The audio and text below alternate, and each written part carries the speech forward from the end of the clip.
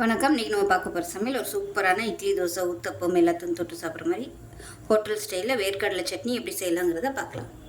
ஒரு பேன் எடுத்துக்கலாம். இதில் வந்து 1 டீஸ்பூன் போல் எண்ணெய் ஊற்றிக்கலாம். எண்ணெய் சூடாகட்டும். எண்ணெய் சூடானதும் நல்லா ஒரு 5லேருந்து 6 பச்சை மிளகாயை வந்து 2ஆக கட் பண்ணிவிட்டு சேர்த்துக்கோங்க. இப்போ இது வந்து வதக்கிக்கலாம்.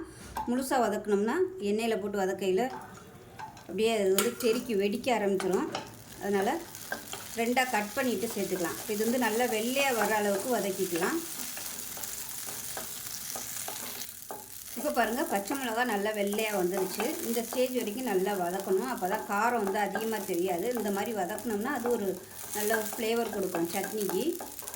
இதை வேறு பிளேட்டுக்கு மாற்றிக்கலாம். இப்போ ஒரு குக்கர் எடுத்துக்கலாம். இதில் மெஷரிங் கப்பில் 1/2 கப் அளவுக்கு வறுத்த வேர்க்கடலை சேர்த்துக்கலாம். வறுக்காத வேர்க்கடலையாக இருந்தால் வறுத்துக்கோங்க. இப்போ இதில் ஒரு 3 துண்டு இஞ்சி சேர்த்துக்கலாம். அது கூடவே 1/4 கப்புக்கு துருவின தேங்காய் சேர்த்துக்கலாம். 1/2 கப் வர மாதிரி பொட்டுக்கடலை சேர்த்துக்கலாம். ஒரு கைப்பிடி அளவுக்கு கொத்தமல்லி இலை. இது கூடவே நம்ம வதக்கி வச்சுருந்த பச்சை மிளகாயையும் சேர்த்துக்கலாம். தேவையான அளவுக்கு உப்பு. இப்போ தண்ணி சேர்த்துக்கலாம். இப்போ இதை நல்லா நைஸாக அரைச்சிட்டு வந்துட்டு பார்க்கலாம்.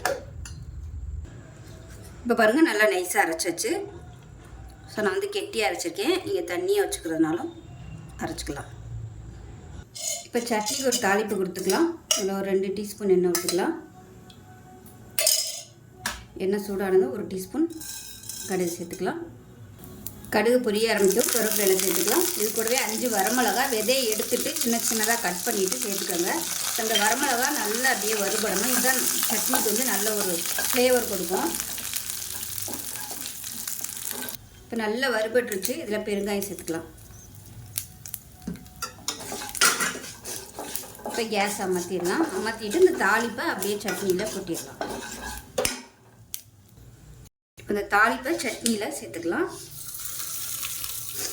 அவ்வளோதான், ஒரு அருமையான வேர்க்கடலை சட்னி ரெடி ஆயிடுச்சு. இட்லி, தோசை, ஊத்தப்பம் எல்லாத்துக்குமே சூப்பராக இருக்கும் இந்த சட்னி. ஸோ நம்ம அந்த பச்சை மிளகாய் வந்து நல்லா வதக்கிக்கிறதுனால டேஸ்ட்டு சூப்பராக இருக்கும். ஸோ இதே மாதிரியே செஞ்சு பாருங்கள். செஞ்சு பார்த்துட்டு எப்படி இருந்துச்சுங்கிறத சொல்லுங்கள். வீடியோ பிடிச்சிச்சுன்னா லைக் பண்ணுங்கள், கமெண்ட் பண்ணுங்கள், சேனலை சப்ஸ்கிரைப் பண்ணுங்கள், பக்கத்தில் பெல் பட்டனையும் ப்ரெஸ் பண்ணுங்கள். நன்றி.